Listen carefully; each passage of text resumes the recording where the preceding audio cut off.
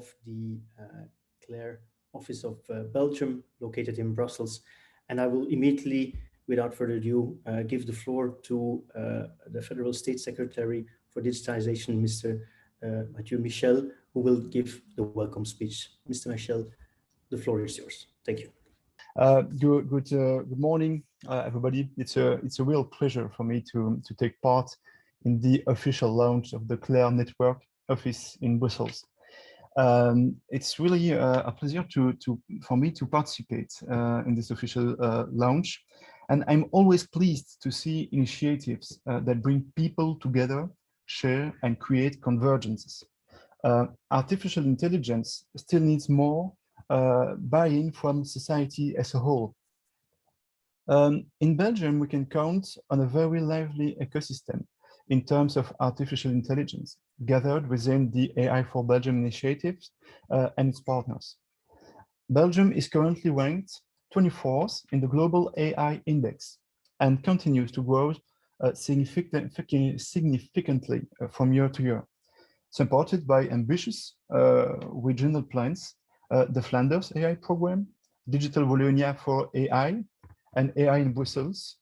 The Belgian AI strategy can count on the presence of some 2,300 researchers whose productivity places it well above the European average. Its innovation ecosystem is also rich in more than 400 startups and scale-ups. CLARE's ambition is also to expand its network to the corporate world in order to establish innovative partnerships throughout Europe. This aspect is developing synergies between the different ecosystem players is at the heart of the Smart Nation strategy, which I am developing. This strategy is largely based on the Recovery and Resilience Plan, and we are working in close collaboration with a group of digital minds for its implementation. By developing a solid network of people mobilized around common objectives and structuring projects, I'm convinced that we can build a shared success for Belgium and for Europe. Let me return to the essential elements of the Smart Nation strategy with a particular emphasis on issues relating to artificial intelligence. Smart Nation is based on 5 pillars: digital skills, economy, trust, infrastructure, and e-government. The first challenge is the digital skills. The so-called Be the Change Today, carried out by Agoria and its partners, shows that Belgium will need more than 300,000 IT professionals by 2030. 60% of whom will have at least a knowledge of the basics of artificial intelligence. The Digital Skills and Jobs Coalition, launched in Belgium in 2016 by Saskia Van Uffelen, aims to ensure that every European acquires the digital skills they need to remain productive, employable, and included in our European society. Several actions are envisaged in this context. Gathering all training courses on digital skills and artificial intelligence on the digital skills platform, organizing a cycle of foresight workshops called Bright Mirrors on the future of work in its different aspects, identifying the 21st century competencies and trainings, and identify the skills and training related to these skills, trainings impacted by AI, and also set up of a grid of skills and corresponding training. Leading a network of human resources departments to stimulate the reflection, sharing, and adoption of good practices relating to certain human resources process, particularly impacted by AI, such as recruitment processes, performance evaluation, monitoring, and career development, and related training. Promoting of the course elements of AI addressed to all citizens with the support of KU Leuven and UC Louvain.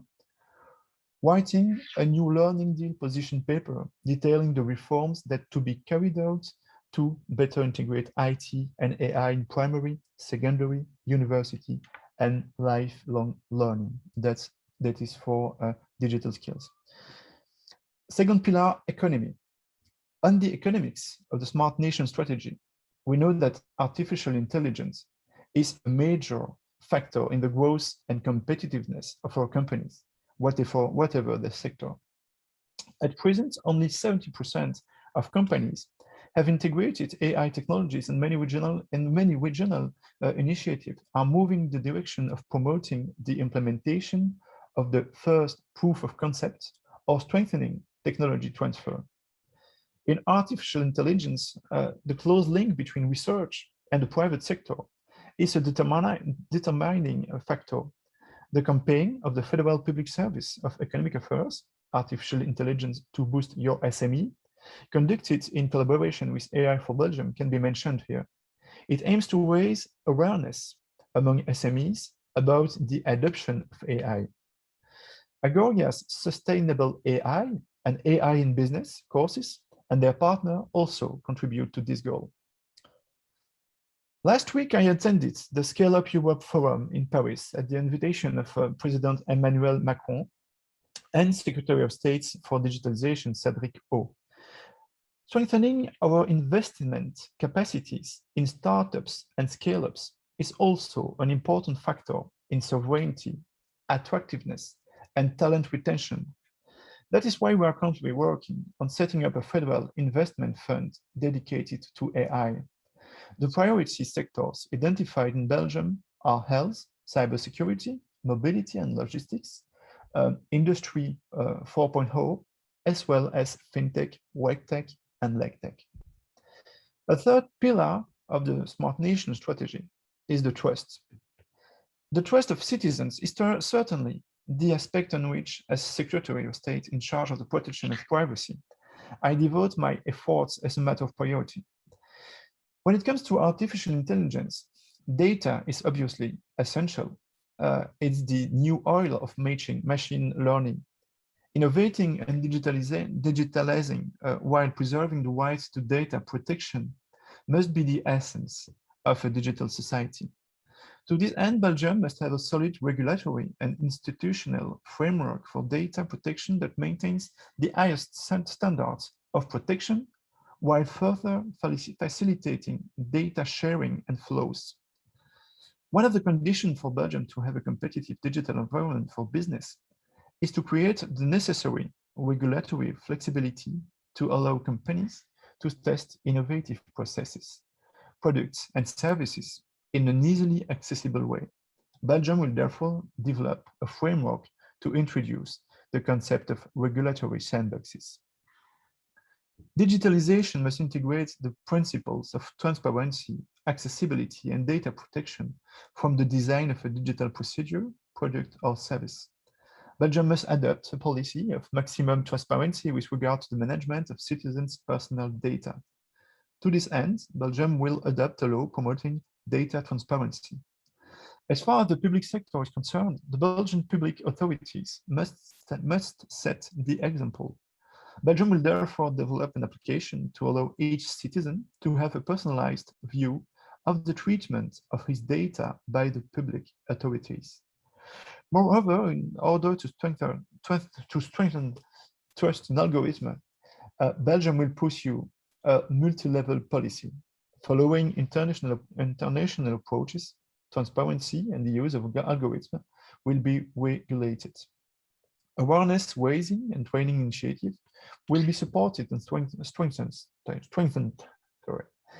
A multidisciplinary approach will be promoted, for example, to reinforce the importance of default ethics in the design of algorithms. And finally, a national committee for the monitoring of artificial intelligence will be created. Recently, the European Commission has published its proposal for regulation on artificial intelligence. I followed the negotiations closely. The two objectives of this regulation are both the protection of fundamental rights while boosting innovation. This last aspect is essential and must be highlighted given the fears expressed about the obstacles to innovation that could constitute an overly restrictive regulation. The AI for Belgium Ethics and Law Group has launched a consultation until 2 July to propose a position paper on the subject. A fourth pillar of the Smart Nation strategy goes over the infrastructure. And in terms of infrastructure, Belgium needs to equip itself with a physical and computing infrastructure that allows large Belgian companies, but also SMEs, BSC, and independents to easily use AI applications such as modeling, learning, and inference using state-of-the-art technology. It also goes over the installation of optical fiber and 5G. Finally, the fifth pillar of the strategy is the e-government.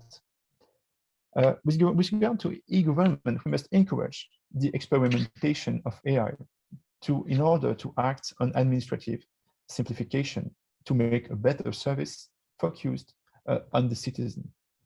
Several instruments already exist at the moment at the level of social security, finance, police, or job search. For example, specific instruments in the field of justice or promoting participatory democracy will be developed in particular with the support of the Recovery and Resilience Plan. AI can also provide innovative solutions in the context of major societal challenges, mobility, health, energy, environmental issues, for example. This is not only the objective of FARI, the AI for the Common Good Institute of the ULB, which is located in Brussels and funded by the Recovery and Resilience Plan, and which hosts the Belgian office of CLAIRE, and which is also involved in the national initiative AI for Good and AI for Gov. I must say I'm delighted with all the collaborations already set up, especially in the framework of the European AI Week scheduled for March 22. Keep your agenda with the coalition AI for Belgium. On all the aspects mentioned, the good collaboration within the CLAIRE network in Belgium or abroad is totally in line with the construction of a smart nation based on the 5 pillars I mentioned. The purpose is to work in a more convergent, inclusive, and ambitious mindset. And so I can only welcome this and encourage the project of CLAIRE.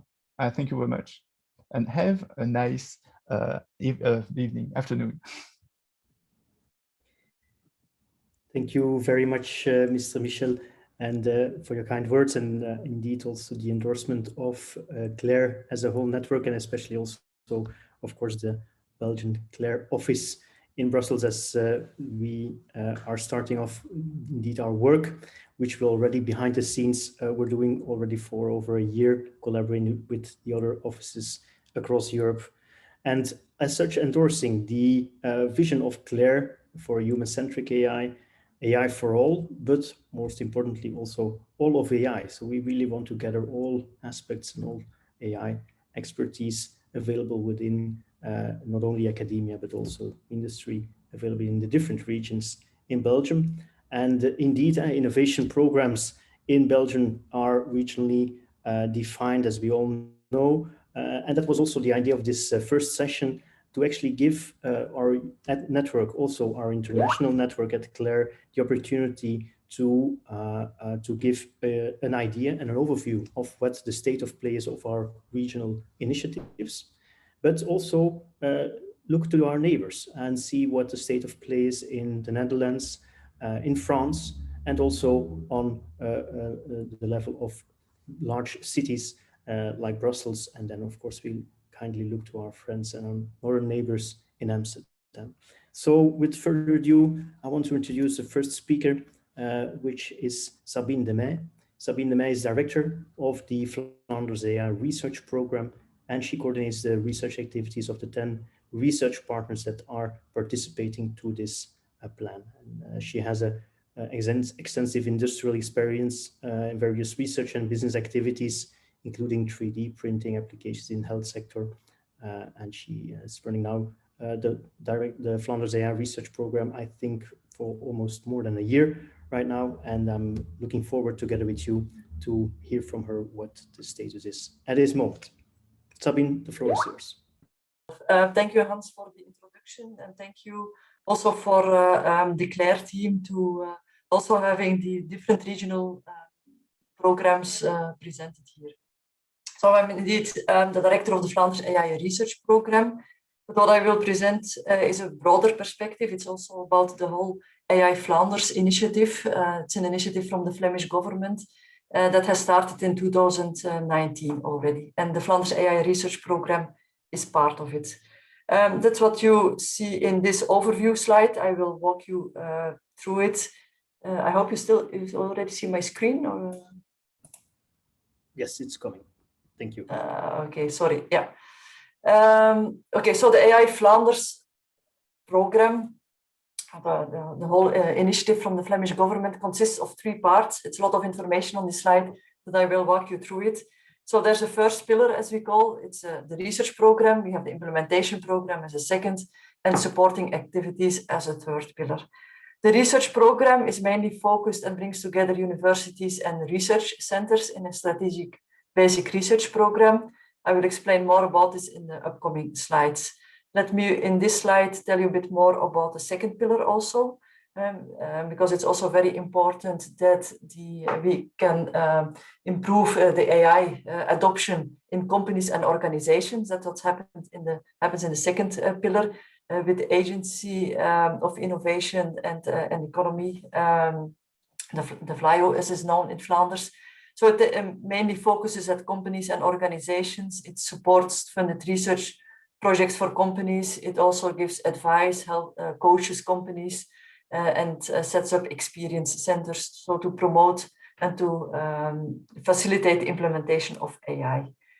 Third, the supporting activities. There are 3 parts in it. First of all, it's also important to have a continued education and training, both be it as a doctoral school, but also for the long life learning at companies. And for this, the Flemish AI Academy has been established this year. Also, we have here quite some new initiatives. We call them citizen projects. It's about citizen participation. It are also citizen awareness creation projects. And as a third in this pillar, there a lot of attention also goes to ethics and legal. And for this, also in Flanders, we have the Knowledge Center of Data and Society, which looks in particular into these topics. If you look at the Flanders AI Research Program, what are we doing? We are doing what we call strategic basic research. I will explain in the next slides what I mean with this. But first, as a goal, what do we aim for? And our goal is not just to do research in AI or to just increase the adoption of AI. That's not a goal on its own. In the end, what we all want to do, I think, is to have positive impact for the people and for society and for economy. And so we are looking into what can research mean, or how can we with research contribute to a more, and I think you will all recognize this, to a more human-centered, sustainable, prosperous digital future, and focusing on the well-being of people. So we are really have aligned here with the European ambition and the digital agenda. And of course, also innovation and economic growth are important goals to which the AI research can also contribute. So and how do we do this? We do this really as in an intense collaboration with different players in the ecosystem, and we really use the quadruple helix here, and with the knowledge centers in Flanders. So in the Flanders AI program, we have all 5 Flemish universities, but also the strategic research centers and series combined joining efforts in research. The coordination of this program is done by IMEC, but we are really with 10 consortium partners working on it. As I mentioned, and with projects with citizens, government is facilitating a lot with this with the Impulse program, but also and the other role as being a user of AI. And very importantly, this group of companies and organizations, which in the end also will do the uptake of what we do in the research program and apply it to enhance their business and to apply it in their organization. So what are then the research topics we are looking into? I don't know if that bar is on top of, sorry if that is the case. But okay, so what are we doing research-wise? We focus on demand-driven generic AI research topics and want to be really having, I think we are internationally recognized for these topics. But what are these generic AI research topics? We see three main categories on which we focus. First of all, the human-centered AI. It's very, you can see this very broad. It's about having trustworthy AI, having explainable AI for people, having AI systems that have a good collaboration, that interact fluently with people, because we don't see the future not as being governed by AI systems, but it's always in interaction with people. Second, an important theme to work on is sustainable AI. AI systems at this moment consume lots of energy, so it's really a need to look into AI systems that consume less energy and that are, let's say, more sustainable. Third, you could call it data efficient AI, because in order to have AI really very well applicable at companies and organizations, we also have to look at AI systems that can work with less data, and we do that wisely by combining data with knowledge and experience and combining learning and reasoning into powerful AI systems. We are focusing on some domains which I think are very common in most of the national and regional programs because they are very important. The health domain, industry domain, the energy domain, and also applications for government and citizens. And it is within these domains that we work a lot on demonstrators that inspire the different stakeholders of the potential of the application of AI, and which also help us to get more information and to steer our future research. As an example, a lot of information, but for instance, on the health domain, these are the different use cases we are looking into. We are looking, for instance, into detection of epileptic seizures for patients at home, so not at the hospital, but by having a wearable device and help people, patients at home. But we're also looking at the personalized treatment. And as an example, we look into personalized treatment of MS patients with a lot of focus on the multidisciplinary care. Management of personal and medical data is important. Analysis of medical images. And as an example, we had COVID detection in lung images. We're also looking into single cell technology, hospital decision systems, and so on. And so these are the set of use cases, demonstrators. We have the same for energy, for instance. We look into energy production, windmill farms, having a better yield, having better preventive maintenance, and so on. But also energy distribution on the low voltage grids, have a flawless energy distribution to all households in the future is also a very important application to which AI can contribute a lot. The question was also asked about the EU regulation and how are you looking at it in Flanders. I will use this scheme of the different pillars in the AI Flanders program to illustrate how we are looking into it.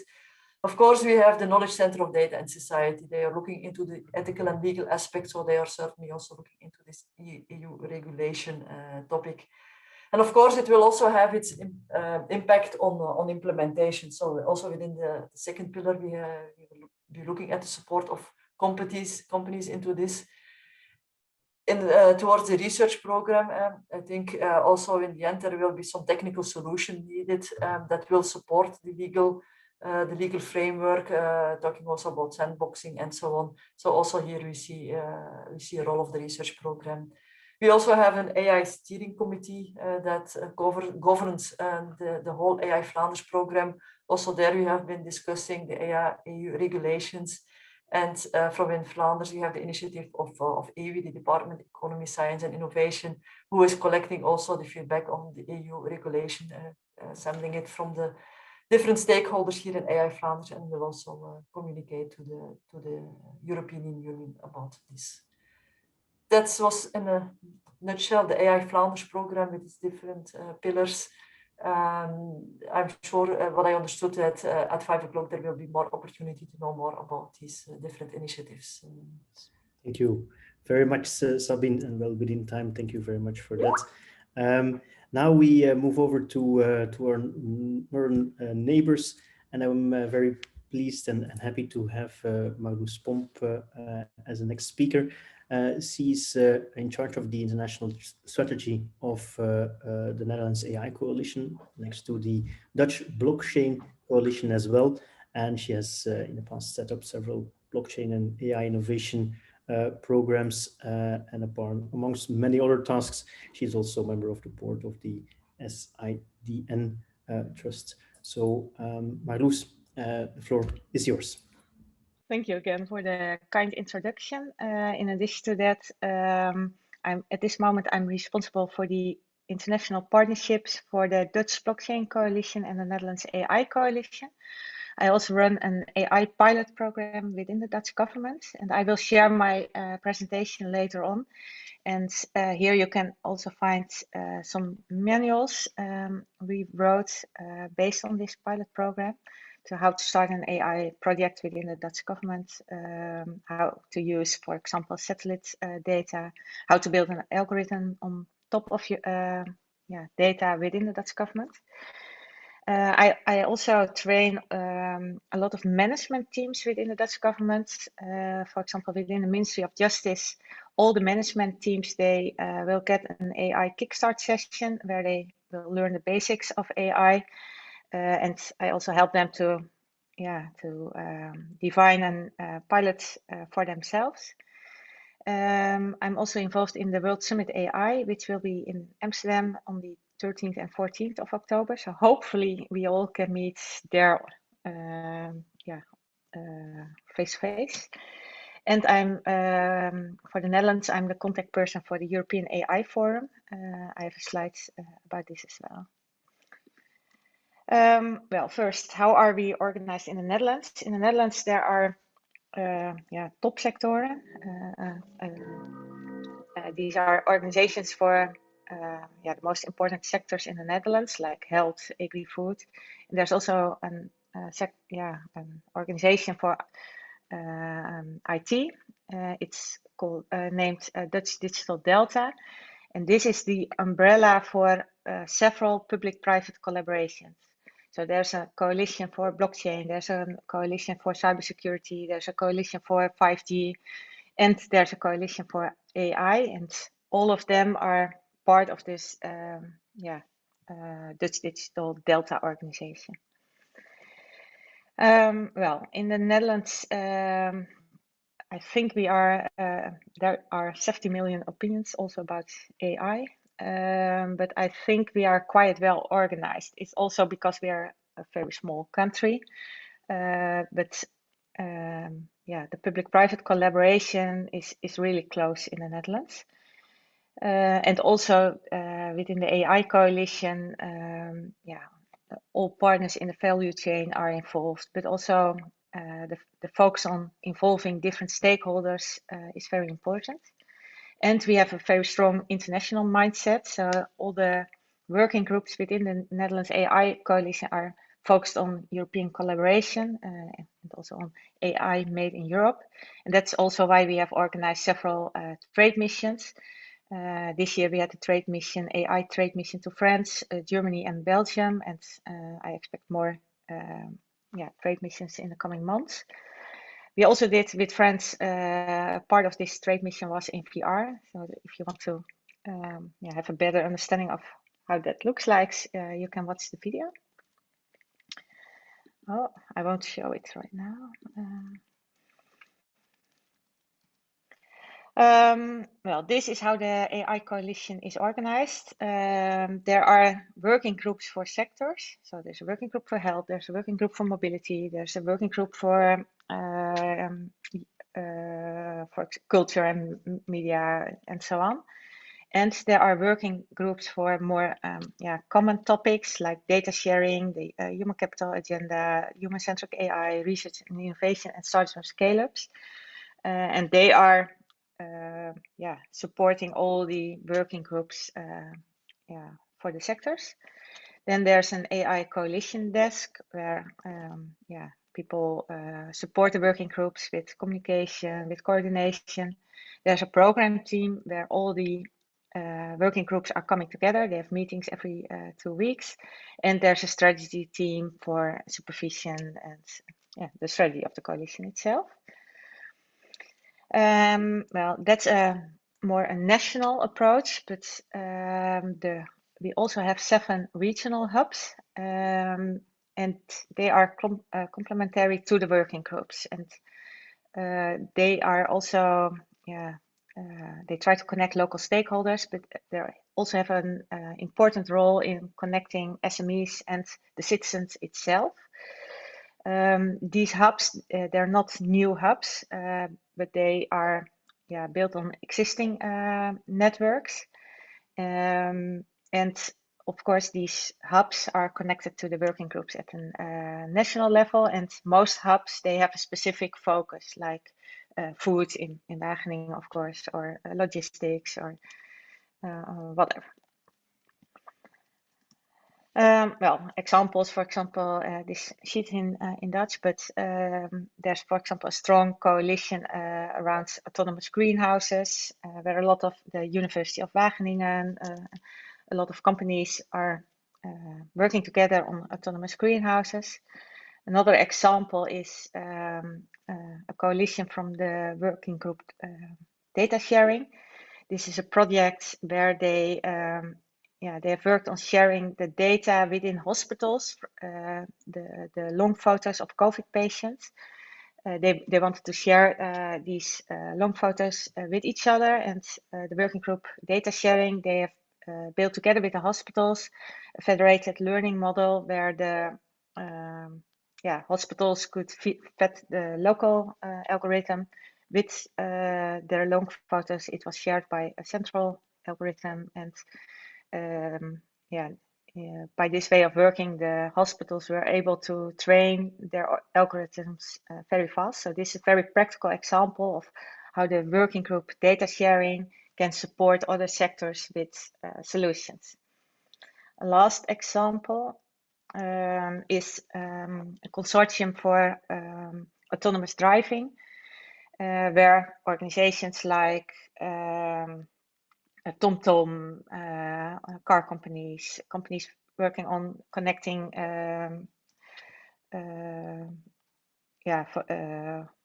AI companies to the automotive industry. So there are a lot of different kind of coalitions in the Netherlands with a specific focus. If you want to learn more about this coalition, there's also a video in VR. There's a QR code on the right side of my presentation. You can scan this code and then you will find the video. For us, it's quite important that the learning by doing approach, and that's what you also see in the different labs across the Netherlands. For example, there will be 25 ELSA labs in the Netherlands, which will focus on the ethical, legal, and societal aspects of AI. And these labs, they will work together with citizens on societal topics, like, for example, how to prevent that people are homeless, or how can we help people with debts, those kinds of topics. But there are many more interesting labs across the Netherlands, like ICAI, and Anita will later on speak more about AI technology for people. So if you're interested in working together with the Netherlands, feel free to contact me. I have 2 last slides. One is about in the Netherlands, I think in general we really support the proposed regulation. But there should be, of course, a balance between regulation and innovation. So that's why we try to support the learning by doing approach or sandboxes. For us, it's very important to involve the citizens by themselves. What kind of values and rules do they want in their daily practice? And we are a bit worried about how can the regulator handle the job, because we have seen, for example, for the privacy authorities, that it's a lot of work for them, and so you will get waiting lines, and will be able to regulate fast enough and with the right expertise. My last slide, I already mentioned that I'm involved in the European AI Forum. We are very glad that now this forum will bring together the national coalitions or communities. Now, at this moment, 8 countries are involved, but we are in contact with new countries as well, like Sweden will join, probably Belgium. And I think this is very nice, community within Europe where the national coalitions can share expertise and build European projects together. Next week, on the 13th of June, there will be a new event. So if you're interested, you can also follow this event. It will also be about the regulation, the proposed regulation. And of course, if you want to learn more about the Netherlands AI Coalition or the European AI Forum, you can visit the websites or contact me on LinkedIn. Thank you. Thank you, Marloes, for this very comprehensive and very good overview of the state of play in the Netherlands. And also indeed happy also to hear later on from Anita specific activities in Amsterdam region and how it is indeed linked to all of that. So thank you very much and see you later in the networking event. Our next speaker is Benoît Mac. He is a professor at the Polytechnic School of Université Catholique de Louvain. He is the main lead initiative taker of the Walloon Region Initiative Trail, which he will talk about. He was also linked to the Polytechnique Fédérale Lausanne, the MIT Institute, of course, and his main competences are in the field of image compressing, image analysis, and he has a vast experience in creating spin-off companies out of research activities. And no surprise, also that being one of the focus elements of the Trail initiative, but he will tell you more about that right in a minute. Benoît, the floor is yours.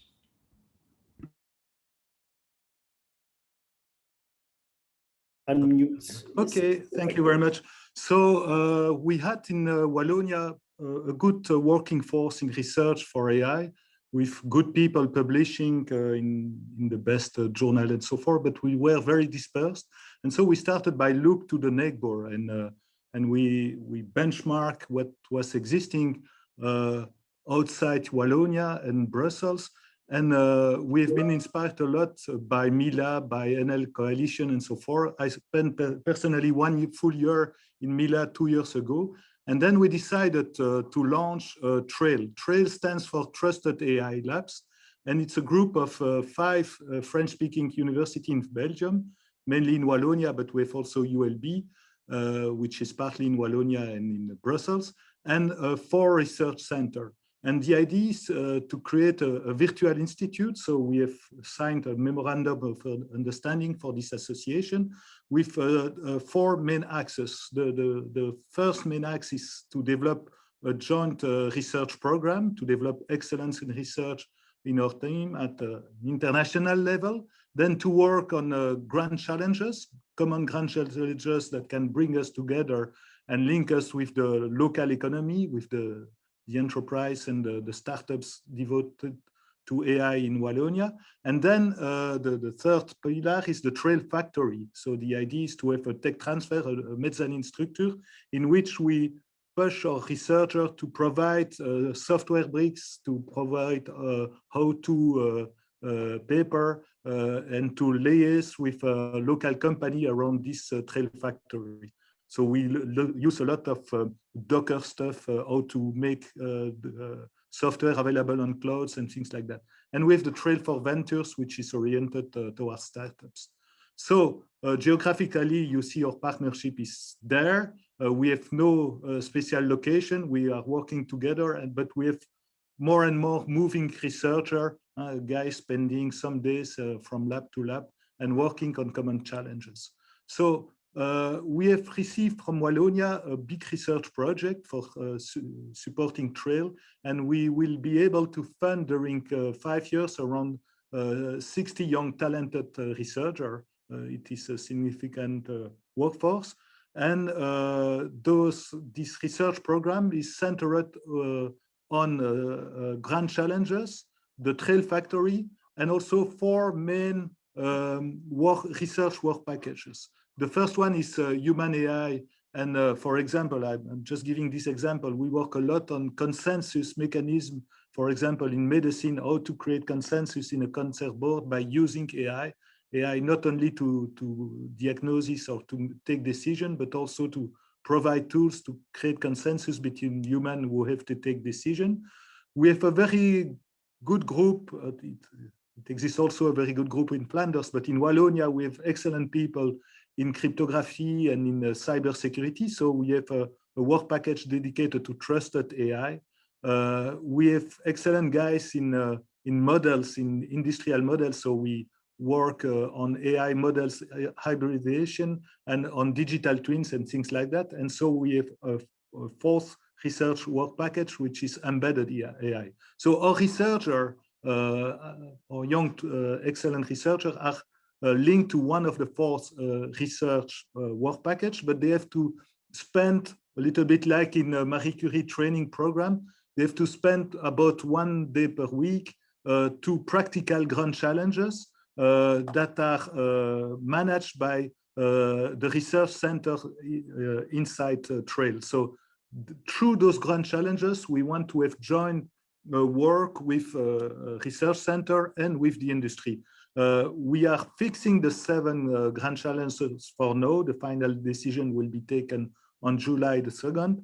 And for example, I can give you the type of grand challenges that we work on. I cite 3 of the 7, which is the zero burnout workflows, towards certified AI, trustworthy AI for critical system, with a big avionics and spatial industry in Wallonia, and also a big medtech industry. So this is important for them that we are working on that kind of grand challenges.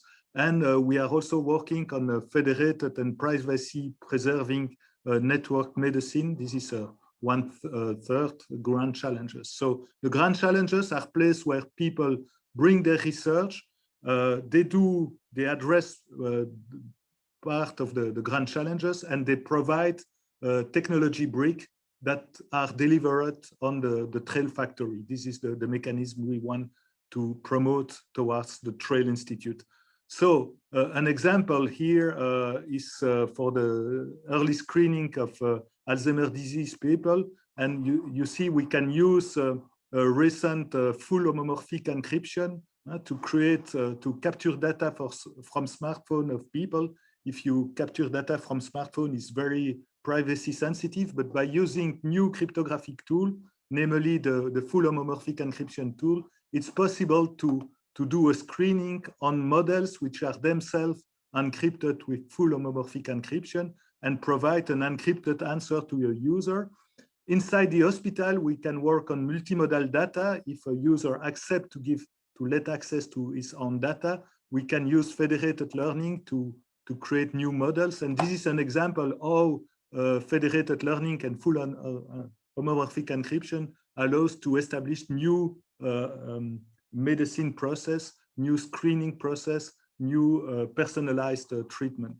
So the 3 next events that I want to cite about Trail is the Trail workshop in Paris-Saclay. We will bring there around 40 researchers working on the 7 grand challenges. If some of you want to join, there are still some few rooms available.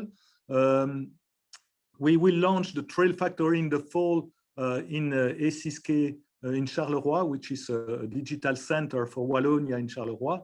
And we are launching the first Friday of October. Hugues, I count on you, you remember that, at B Central. We will have a doctoral school, which is the new doctoral school in French-speaking Belgium, linked to FNRS and another system. And you see the points that we are addressing in this doctoral school, but this doctoral school is open to companies and is also open outside Wallonia. It will be given in English, so it will be an international doctoral school for those who want, and please let me know if you want to be informed by this. So the topic of today is about EU regulatory, And for Trail, EU regulatory framework is an opportunity, because if we look at not only the regulatory, but also the ethics guidelines for a trustworthy AI, this is a document, you know that there are 7 pillars for these ethic guidelines given by Europe. And those 7 pillars have to be continuously evaluated and addressed through AI system lifecycle. And in Trail, we have skills and capabilities to address those kind of ethical concern.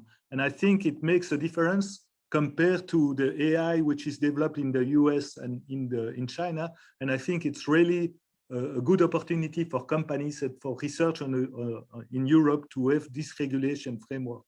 So just to give an example, we are working in Trail in interhospital consensus for cancer treatment, for example. I've shown you an example of cryptography for trusted AI in screening program. If we look to the screening of people with individual data, how to make it acceptable according to those 7 pillars there. Trusted AI for critical system, or AI assisting humans in workflow to avoid burnout, is also very in line according to those guidelines. So for us, we are very much in favor, because it allows us to differ from the research which is done in big research centers like Google or Facebook or in China. If we follow those guidelines with differentiator by using the human-computer interaction capabilities that we have in our region, by using the capabilities that we have in cryptography, by using the knowledge that we have in critical system, we can be different from the other, and we can answer to the concern which are expressed in this EU regulatory. And so one last point is that we ask at the beginning our researchers to sign the Montreal Declaration towards for responsible AI. And discussing with Nathalie Smua and with other people, we think that we should do a EU-based pledge. And I just drop you a mail that I received from Nathalie, and please join us if you want to establish a pledge for our researchers to be compliant with the concerns that are there. We need a European charter for the researcher involved in AI. And this is something that we would like to set very soon for the young guys entering in AI, that they will be educated towards ethical AI, and that they sign a pledge towards ethical AI. Thank you very much for Hans, to you to have given me the floor and to show what we do in Wallonia. Thank you very much. Thank you very much, Benoit. It was very insightful, and especially also to see the actions you're already taking towards making the regulatory framework already to make it live and vivid among the research community. So that's very good. Thank you. Now, next on the program is Sébastien Cognesi, du directeur de recherche de CNRS. He works at the Centre de Recherche en Informatique de Lens. And he was heavily involved, of course, in setting up the AI innovation initiatives in France. And I invited him kindly to tell us a little bit more about the state of play now in France, working already for several years on the innovation program there. And I'm happy to hear from you, Sébastien, what's the state of play at the moment. Thank you.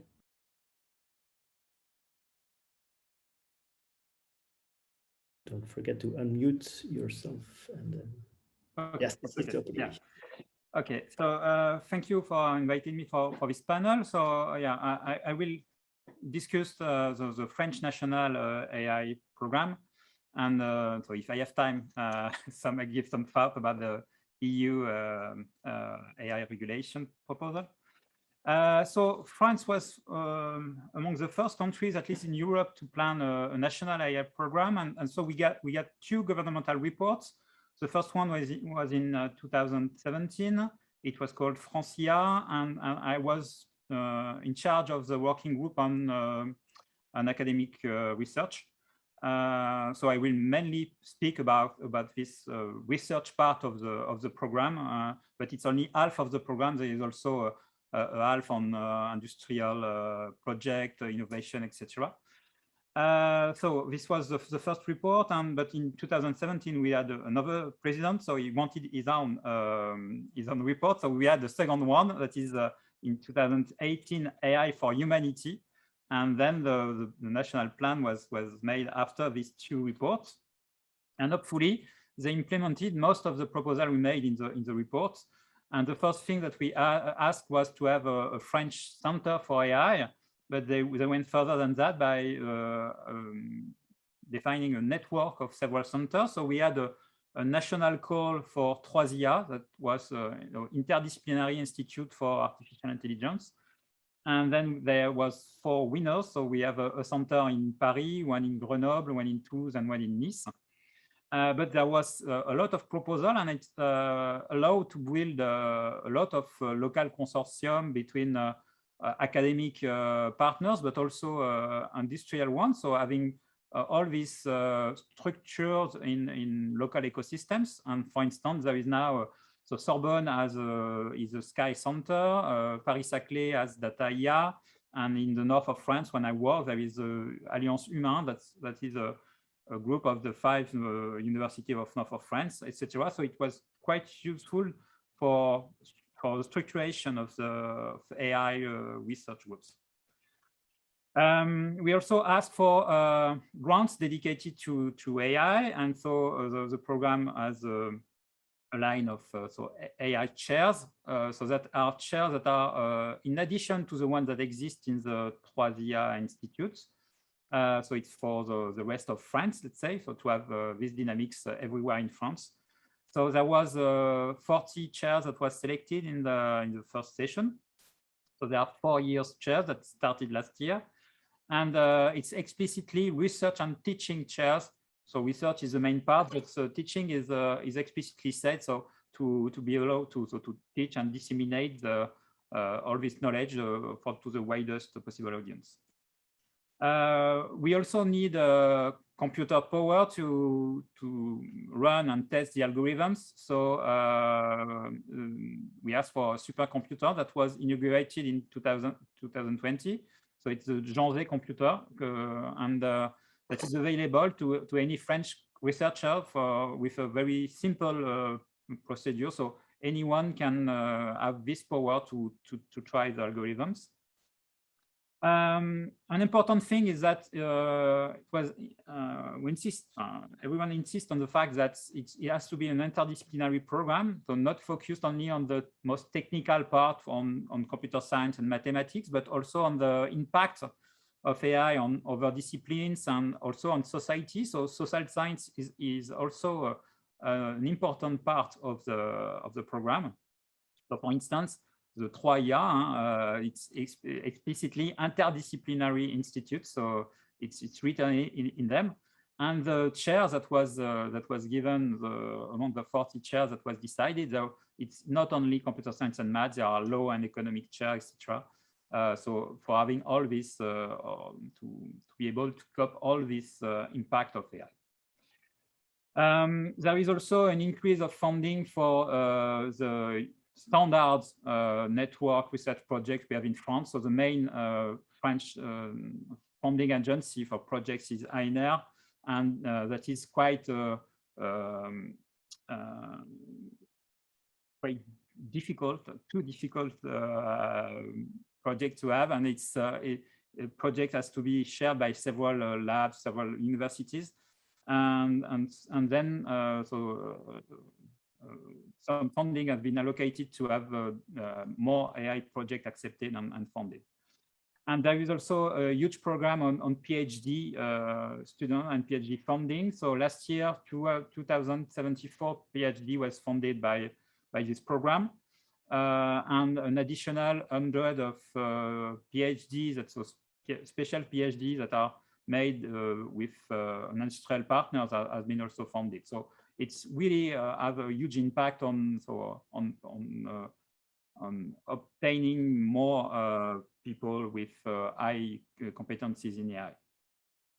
And there is also an international collaboration part of the program. So the first collaboration were with Germany and Japan, then more recently with Canada. And so hopefully in the next one, maybe there will be Belgium and Netherlands in the list in the following year. And basically, so the aim of this national program is the claim aim is to put France in the world top 5 countries in artificial intelligence. And so it's a huge amount of money for this program. And I want also to insist on the fact that the world program is claimed as to be an ethical program, ethical AI program. So the name of the report was AI for Humanity. So it's really human-centered AI. So really clearly in line with the CLAIRE program. It's exactly the same aim, and I think it's a good transition for talking about EU AI regulation proposal, because I think that it's the right time to state this regulation, because also this algorithmic AI decision will be more and more used. And so just like we really needed the GDPR for protection of data and privacy protection, we also need to have some regulation for having some guarantee on the citizen rights with respect to automatic decisions and algorithmic-based decisions. And so I think it's a good way that EU take this kind of application approach to look at all potential dangers.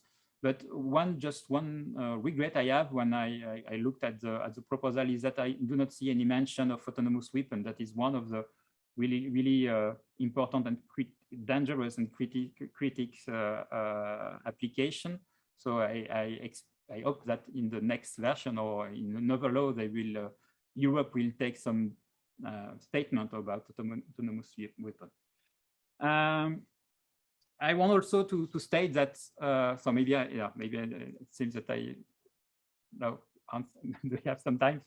I just thought two words about the fact that in this proposal, it's also clear that AI is difficult to define exactly because basically most of what is written in this report doesn't apply only to AI, but to any computer-aided decision. But so AI was always difficult to define, and especially today, where that it's so trendy. But I think it's not really a problem because we do not have to really define what AI is to have this regulation. Just we can try to regulate the aim. I mean, to regulate the process. I mean, the process is just, the aim is just to having guarantee on any decision that is taken by a human, machine, or AI algorithm. So it's not the main part of the problem.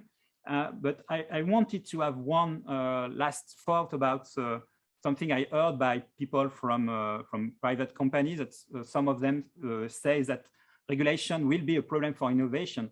And two things I would like to say about that is first that this EU regulation create a niche market because US people, US companies, China companies will create algorithms that do not care about this regulation and that will not be applicable in Europe. So this means that it's an opportunity for European companies to develop this algorithm and to build on this expertise. And I'm clearly convinced that sooner or later, everyone and every country will have to comply with this regulation because citizens, people will not accept AI if it's a threat, and it should not be. I mean, citizens' rights are more important than innovation. So, so clearly, I think that developing algorithm under this regulation will not make us behind the other countries, but ahead of others, because they will sooner or later have to comply with this also. And I stop here. Thank you. Thank you, Sebastian. I think you made a very valid point there. And sometimes this reminds me of the fact that we all know that Volvo was a Swedish car maker inventing the seat belts, and I think we cannot think of any car without it. So with this analogy, I would like to give the floor to Hugues Bersini. Hugues is a professor at the Université Libre de Bruxelles and co-director of the Iridia laboratory together with Marco Dorigo. His main research interests are in modeling and control of complex systems and fuzzy control. And I think that expertise comes in very handy when setting up initiatives in Brussels as well. So he's together with Anoué from the VUB AI Lab, a scientific lead for the initiative FARI, AI for the Common Good Institute. And that's what he will tell you more about. Hugues, the floor is yours.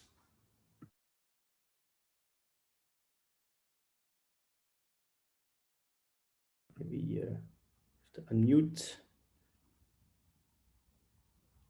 or with the spotlight, my colleagues will. Can you unmute yourself? Yes. Oh, it switched back. Can you give it another go? Yes. Yeah, am I on mute? You can hear me? It's perfect. All right, thanks. So thanks, Hans, to have invited me to present our institute, the FARI and the AI for Common Good. And by the way, you could have done it by yourself because you are an important promoter of this initiative. And just to answer Benoit, yeah, Benoit, you can count on me on the 1st of October for your session and recommendation algorithms. So I'm very happy to present the FARI Institute. So let me get control of my slide. So, well, the idea of this institute, which is grounded, in fact, in 3 different pillars. One is called the Innovation Hub. Another one is a kind of think tank on data, AI, society. And the third one, which is more windowing of what's happening in AI in Brussels. And this institute, what is aimed for, I could say very roughly, and apologize for this rough statement, that if my Flemish friends and Walloon friends are creating initiative for AI for enterprise and what I would simply call the private goods, we are more interested in trying to develop AI solutions for the common good and the public good. And I think there's a clear difference between private goods and public goods, and you're going to see that in the example that I'm going to show you next. So while AI is grounded in Brussels, I think Brussels has an important tradition in AI, like a lot of other places in Europe, obviously. But in Belgium, Brussels has a peculiar history because the first 2 AI labs in Belgium were being created. It was the time of Verhofstadt, when he was still Minister of Research before his long career. And he created the first 2 AI initiatives were in '82. And my lab was created at the time, and the Como lab at the VUB was created at the same time. And as you can see some figures of what is happening in AI in Brussels, we have this long tradition of doing AI, in fact, in our 2 universities, the ULB and the VUB. So for just giving you an example, in my lab, but I know it's the same thing in the Como lab, the AI lab of VUB, we have a DNA of doing research for the common good. So for instance, you can see there are some applications that we have developed it for years. For instance, we have developed an application for mobility as a service in Brussels. In fact, a lot of people use this application that we developed in the lab, which is an application of finding an intermodal itinerary when you want to go to point A, from point A to point B, when you need to mix the modalities. This is an optimization problem, and we developed this application. We are interacting with French society and on a software called Bob l'Emploi, which is being used a lot in France, and it's a software that helps unemployed people to find a job, a long course that they have to follow in order to find a job. We are involved in a project called the Energy Neighbors, which is a project which mutualizes energy consumption and energy production in a local district. We have been a lot interested in the décret inscription, even in Parcoursup in France. In fact, we were a lot speaking, my previous colleagues were speaking about the citizen implication in the development of algorithms. We have even attempted an initiative called CityCob, where the people themselves, the citizens, which are being subject of both décret inscription and Parcoursup, algorithm for assigning students and pupils to the school, which take place in Brussels and in France. And we developed an initiative for the people themselves to write the code, which is according to me, the best way for involving the people in those AI algorithms. I'll show you later the vaccination cockpit, which is the first real realization of FARI in the past month.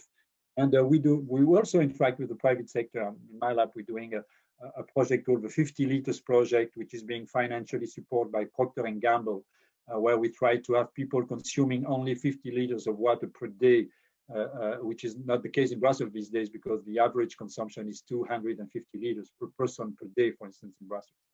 So why in Brussels? I guess, like many cities, Brussels has a lot of complex challenges: mobility, access to job, public health, and so we try to help public administration to face those challenges, which is really the big difference of Brussels initiative FARI with respect to our Flemish and Walloon friends. Our main interactors, our main actors are the public administration. This is the people we are working with, not the private company. Most of the time, we're really working with the public administration. So we have an internationally acclaimed expertise in Brussels, in the Bove University. And the last part is really important. We're working jointly with Brussels. We wait for the problem that they just raise up. They ask us for helping them to resolve problem for mobility, problem for public health, problem for access to school, problem for access to job, etc., etc. So historically, two Brussels University, which are the main important Brussels University, ULB and VUB, decided to join the Air Force and research to lead this initiative.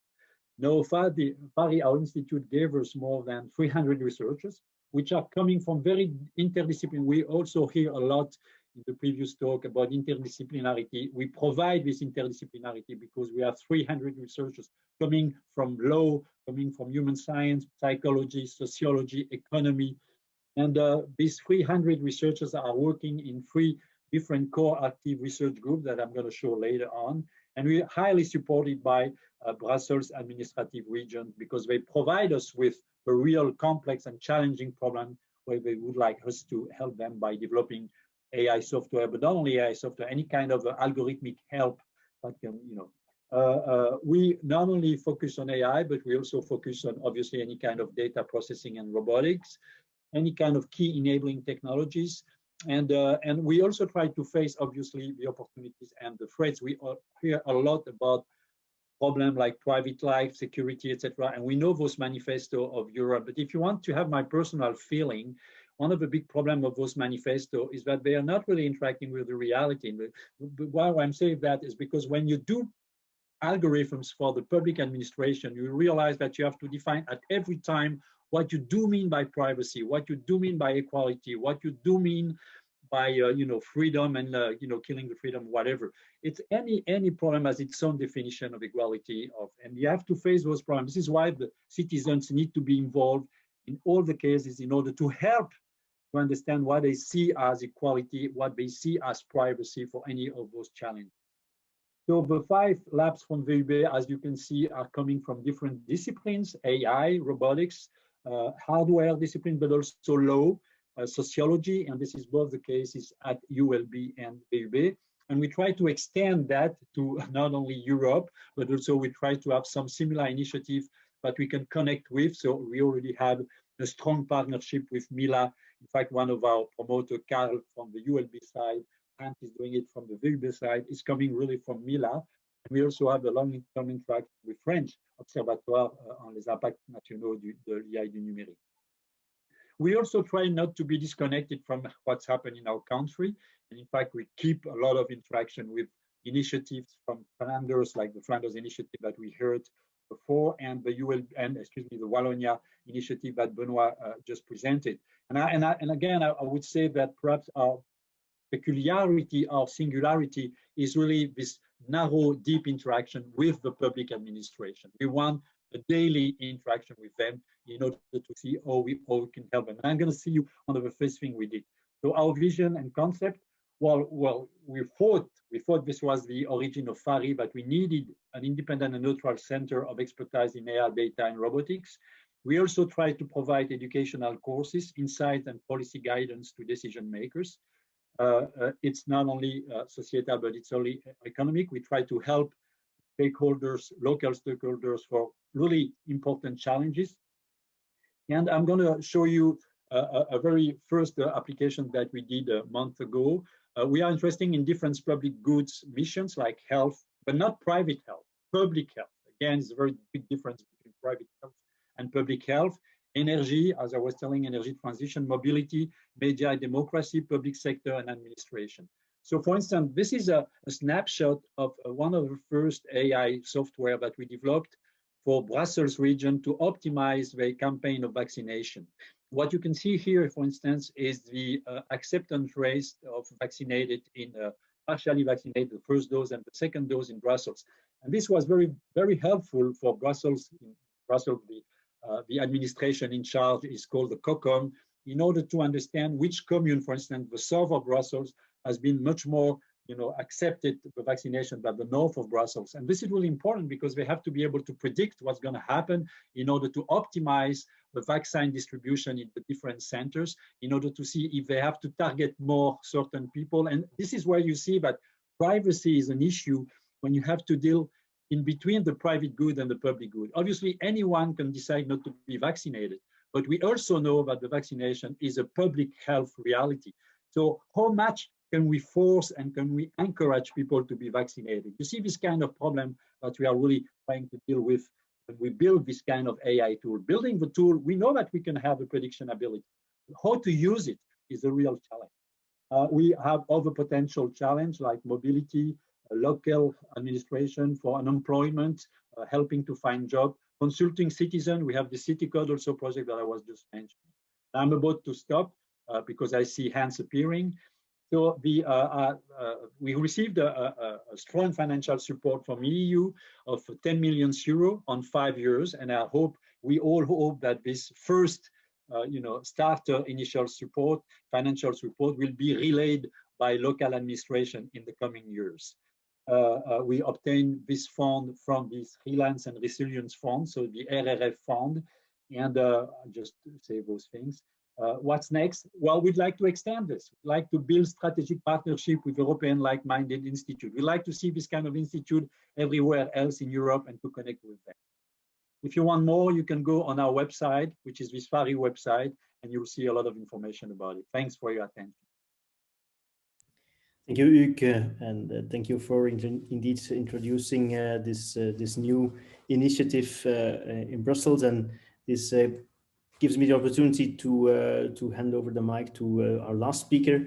The city of Amsterdam, already, of course, known as one of the pioneering smart cities in Europe, and who already have also set up their own AI strategies. And I'm curious to hear from Anita Nijboer, who actually is a senior tax expert, has a long and strong past career at PwC, and now has many board functions in place, among which for DPG Media, and also, for example, in the board of the new Amsterdam UMC, the merger between the big two academic hospitals, but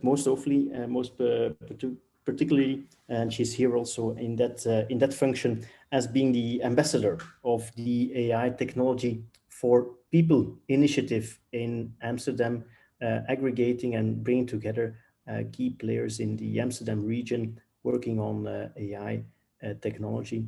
And we're all curious to hear, Anita, how that actually is working out at the moment and how that impacts, I think, the innovation in Amsterdam. So the floor is yours. Thank you, Anita.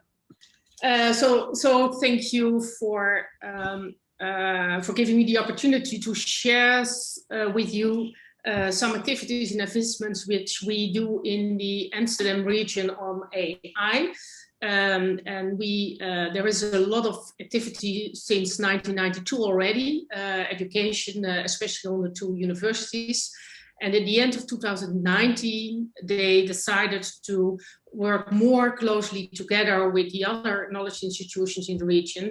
So then the Coalition of AI Technology for People was formed, so to say, and built on the existing network. AI Technology for People is a collaboration between, as I said, the two universities, but also the University of Amsterdam and the Free University of Amsterdam, but also a collaboration with the Amsterdam Economic Board. Thank you so much, Hans. The second slide, yes, thank you so much. So you can see it on the first bullet.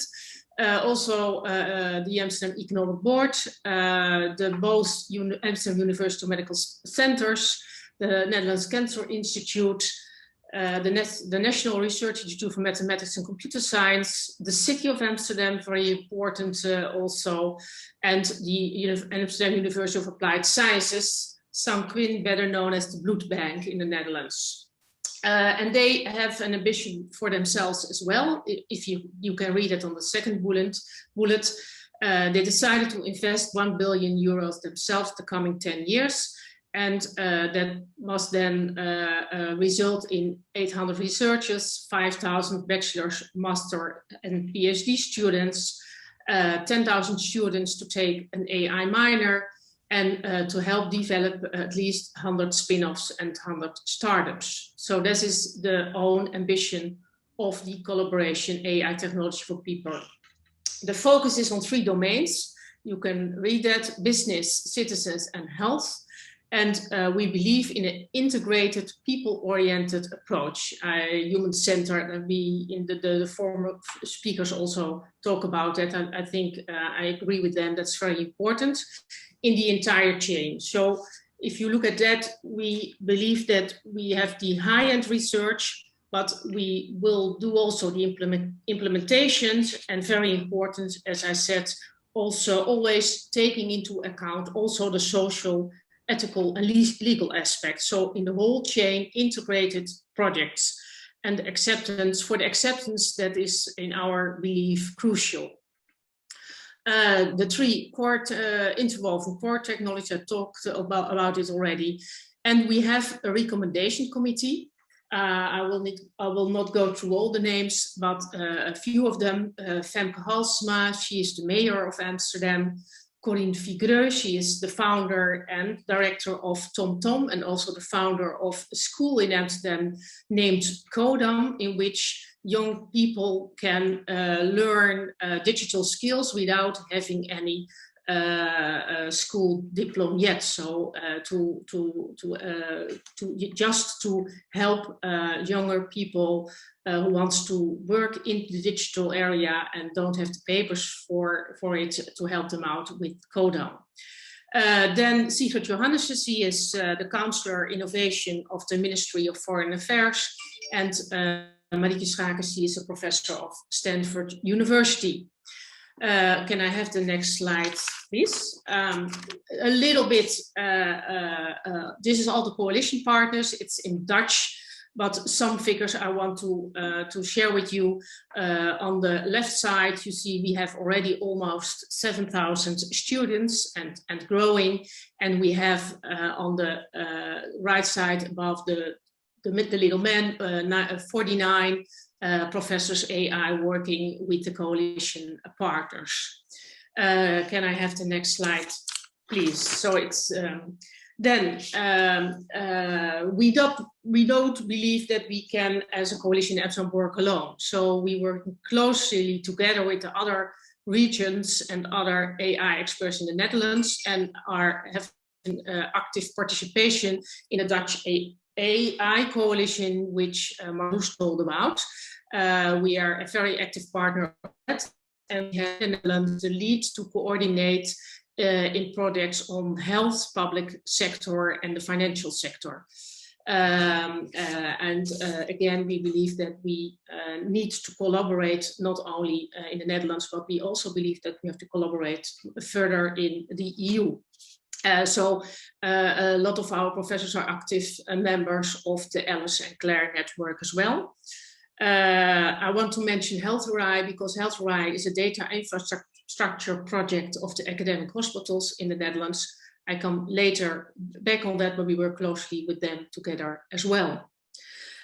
We do the common positioning and branding. Now you saw all our red logo, and we can together. We have on that, we have and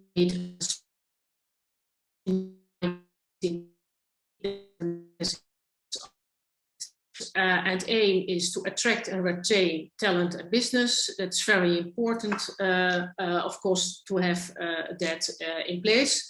And I think the Netherlands, and also within the Netherlands, Amsterdam, we have a strong position in AI and the legal and social sciences. For example, Leiden is also very old university in legal and sciences. Amsterdam, if you look at Amsterdam more as a region, we have a relative small size, Schiphol just around the corner, and high quality of living and a diverse and international population. So we think we can do a lot in just that city. So we call Amsterdam sometimes the living lab. And we have, of course, a few fast-growing companies as well, such as Adyen, the paying system, Molly, also paying system, TomTom, I just told about Pauline Figueux, and Just Eat Takeaways, very rapidly growing, and also DPG Media. Then we believe in a strong ecosystem. So we have to work and to network together, not only with the knowledge institutions, but also with the companies, the big ones and the small ones and the startups. So we have very active networks, such as Amsterdam Data Science, Smart Health Amsterdam, and several accelerators. You can find, if you see Amsterdam Data Science, Smart Health, you can find it also on the internet. And we have several innovative districts and initiatives. The Startup Village in the Science Park in the eastern part of Amsterdam, and a campus center for AI and health around the academic hospital. And we have, I come later back to that, the ICAI Labs, the Innovation Center for AI. The University of Applied Science is started last year with labs for small enterprises. I come a little later back on that as well. Then next slide, please. So a little infographic in which you can see the ecosystem of Amsterdam. You see the central station somewhere in the middle, and the nice channels of Amsterdam, and you see that all the activities are very close together, and Schiphol is just around the corner. You see on the left side, you see KLM as the flying company. Then the next slide. Then I want to give you some more concrete examples on the projects we are working on. I already talked about the ICAI Labs, the Innovation Centers of Artificial Intelligence, led by Professor Maarten de Rijke and Max Welling. They started a few years ago in Amsterdam. And these are labs working with companies such like TomTom, Ahold, Deleuze, Bosch. You can see them there, working one professor, 5 PhDs together with the employees of the company on business items of that company. That works very well. The lab is incorporated for 5 years. And we have now already 27 labs in place, not only in Amsterdam. We started in Amsterdam and the coordination is in Amsterdam, but it's now also started in the other regions of the Netherlands. It's not only business, you see also the national police over there. We also have a lab with the national police, then you have to think about working closely together for fraud, undermining, that sort of things. Of course, all those labs are in conformity with the legal standards, and privacy standards. Other focus areas in the Amsterdam region are the financials, fintech. I already I said that, and also more broad the service industry. We have a big creative industry. We have I talked already about the retail industry. So we think that they are growing rapidly in this area as well. So we will hopefully grow further on with the labs on that business. Then we focus on the citizens. Now, ELSA Lab, the former speakers already talked about the ethical, legal, and social aspects. In February 2021, we started a lab, Media and Democracy. Nathalie Helberger of the University of Amsterdam is in the lead of that lab. And it focuses on how will AI change media, what new opportunities can AI create for democracy, and what conditions has to be fulfilled to make these things happen. So, and in that lab, we're working together with the media, with several media companies. That ELSA Lab is just a start. If it's upon us, we want to expand that for other businesses and other domains. And hopefully, the Dutch AI Coalition, Marloes didn't tell that, but the Dutch government has decided to give the Dutch AI Coalition almost 300 million euros to expand investments in AI throughout the Netherlands. So hopefully the money has to be rolled out, but we hope that with the extra money we can grow the ELSA labs and also the business labs. Then another lab I want to focus a little bit is the Civic Lab. The Civic Lab, in this lab, the researchers look, among other things, at whether education policy really contributes to equality of opportunity. So promoting equality of opportunity. It is a collaboration of the University of Amsterdam, the Free University, the City of Amsterdam, and the Ministry of Internal Affairs on various domains. It's focused on education, I already said that, healthcare, welfare, mobility, and environmental factors. So broad again, but very important if you look at algorithms that they must support equality and not inequality. The expertise centers of AI, I talked a little bit already about that. The lab started by the University of Applied Sciences, focusing on working closely together with the smaller businesses in the region. Another I want to share with you is the Amsterdam Time Machine. It's working together with the cultural sector in the Netherlands. And a part of that machine is unlocking data of the past. And of course, that is very nice to learn about the data and to see this that data also.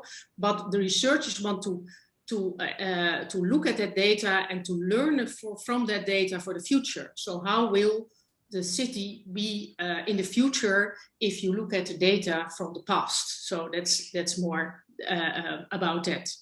The health domain, very important domain for the Amsterdam regions, already since 2013, focusing on life science and health, also with the Life Science and Health District, I already told you.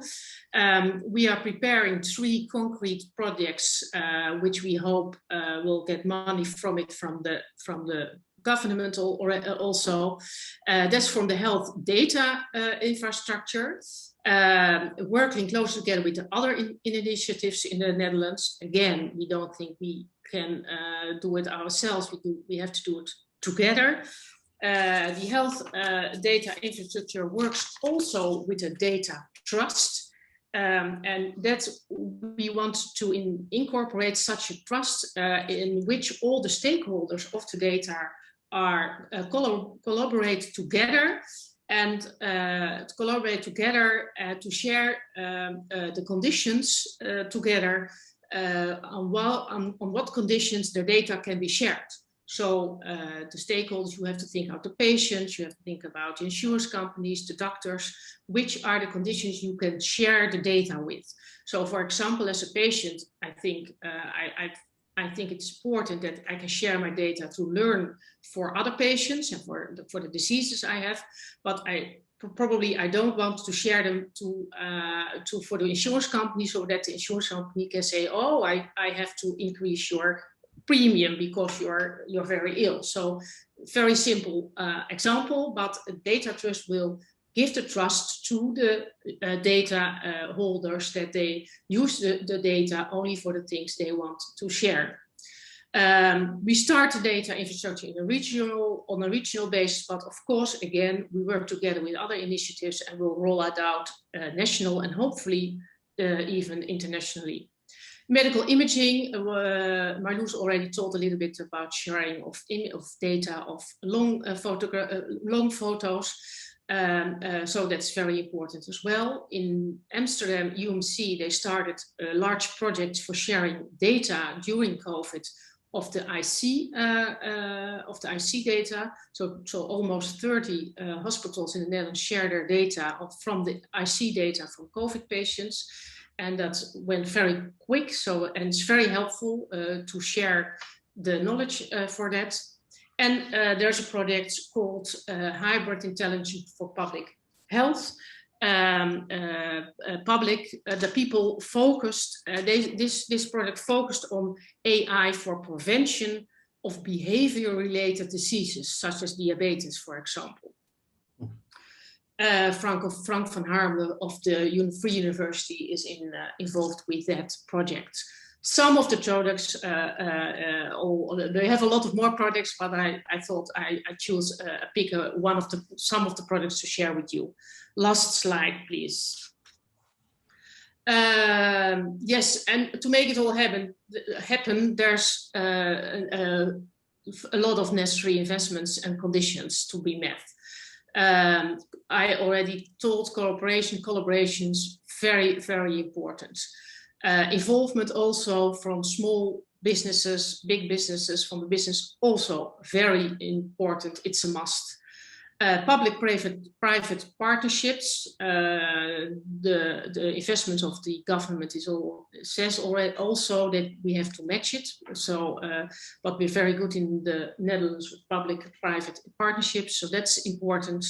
Involvement, I already told you something about it, from citizens, patients, consumers, etc.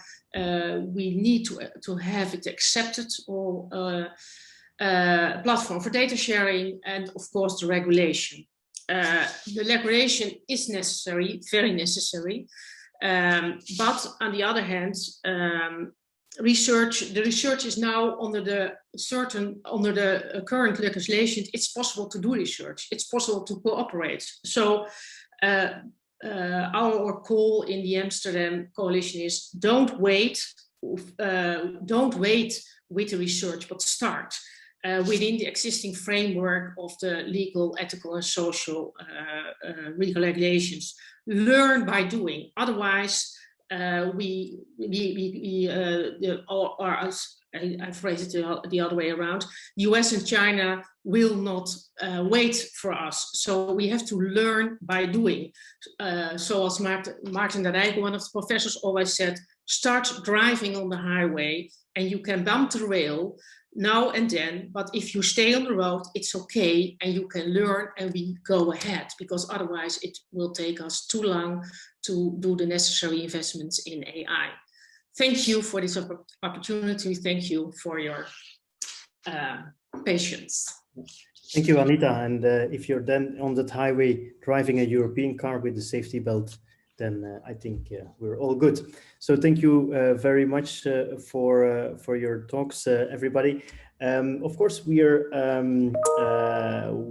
as Claire Network, we are let's say also embracing new technology. So I'm going to try two things.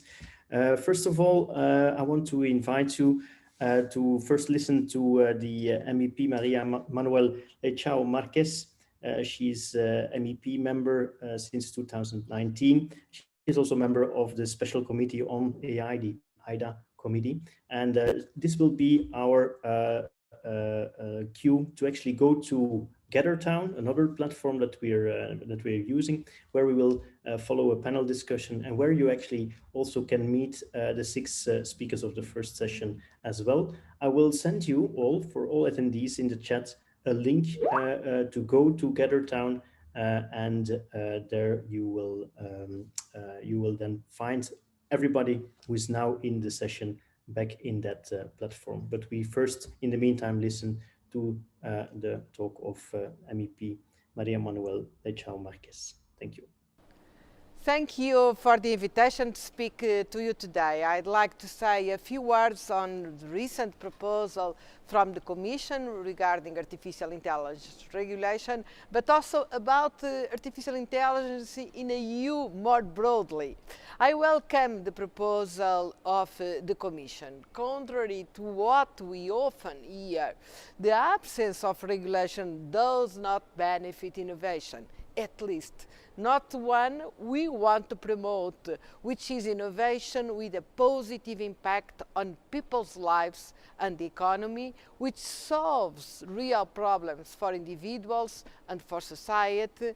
That is the innovation that deeps citizens' trust on science and technology and not the opposite.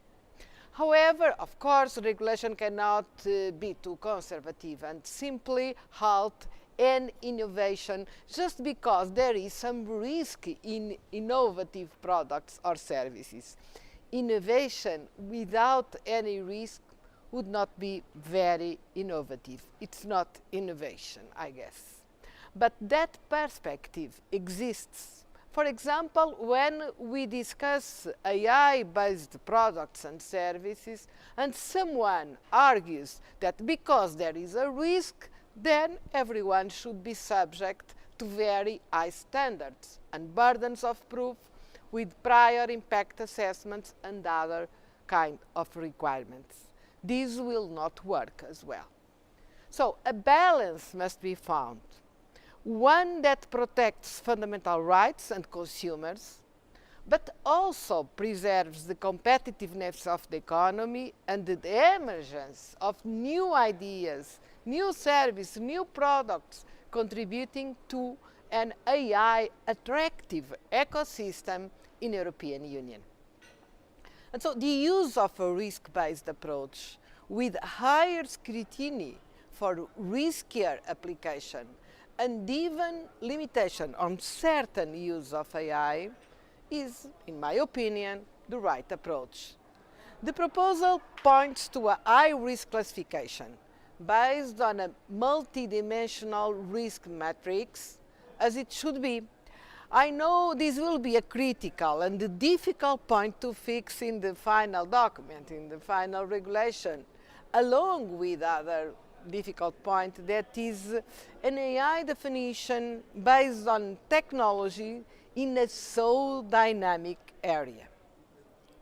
Typical examples of high-risk classification are the algorithms used to assign credit by banks, or to select candidates for a job more than the other, or to diagnose a particular pathology, or to drive a driverless vehicle. This example mixes sensitive sector with concrete situation in which there is a high risk for users and society more broadly. There were those who wanted, for example, to define the risk only by the sector, almost always giving the health sector as the best example. But in fact, that doesn't make any sense. For instance, a chatbot to schedule a medical appointment, or a program that tries to codify concepts from clinical records do not deserve the same level of scrutiny as AI that will diagnose a certain pathology. The sector here would not help to differentiate the risk. So in a certain way, we need to focus more in the application and not in techniques by themselves. And let me say a word about the possibility of banning certain use of AI. It's true that we will limit some innovation, but it's innovation that we do not want in our societies. If by any chance someone wants to innovate without respecting fundamental rights, then the problems would be allowing this person to proceed, not the fact that we are designing rules to stop it. Of course, there are aspects that worry me in this proposal that we need to discuss more. For instance, shall we go for a general ban of any use of AI for automated recognition of human features in publicly accessible spaces like EDPS has asked us to do? And how will we ensure EU-wide harmonized enforcement? This is a very critical point in my opinion. Will national authorities have the resources and skills to implement all these rules? I hope the Parliament will be able to give an answer to some of these questions and maybe other questions in the upcoming months. I said at the start that I would like to talk about AI more broadly. That's because this regulation is only a small piece of the puzzle. At the Special Committee on Artificial Intelligence in Digital Age in the Parliament, of which I am a member, we study the impact and challenge of rolling out AI, identify common EU-wide objectives, and propose recommendations on the best ways forward. And it is very clear that the challenge is much broader than ensuring AI respects fundamental rights. One challenge is giving adequate literacy and digital skills to all citizens so they understand and trust AI. Without trust, there will be no widespread use of AI, and there may even be a backlash against it. It is also important to invest in educating lawmakers, educating public servants, educating members of the government on this topic. They are going to decide about it. And another challenge is to stimulate AI research and innovation and the uptake of AI solutions in the economy. In this, it helps to experiment before scaling. It's very important to experiment and to show the results. This is why I encourage the creation of incentive structures for partnerships between researchers and innovators to take place in this area, and also sandbox where products and services can be tried and tested. We also need to pay attention to the digitalization of SMEs to ensure they are not left behind when it comes to the full use of technological potential we have nowadays. And let me end with a challenge that is very dear to me: the modernization of public services with uptake of these technologies. Before being member of the European Parliament, I was minister in Portugal, and I launched a program to promote the use of AI in public services by using the data they produce. We were awarding, for the moment, we continue to do that. We awarded research funds for projects in the condition that they had to be designed from the very beginning and submitted by partnerships between public entities and researchers. The first ones providing the problems and the latter ones providing solutions. Now we have more than 70 projects that are attempting to use AI to improve public service or public administration. These projects span a great range of areas such as education, transports, consumers protection, health, of course, market surveillance, and land management. I know there are other countries in European Union and outside doing the same, and GRC in the European Commission has put forward an important project, AI Watch initiative, to gather information on national projects and the challenges faced, and also to share good practice. So to conclude, I referred Luc Julia, the creator of Siri.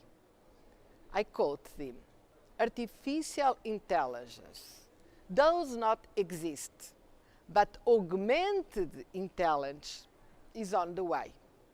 I bet that it will open up new perspectives for us in the years to come, which will still surprise us in many areas. It is also what I wish, an AI for good and not for bad. Thank you for your attention.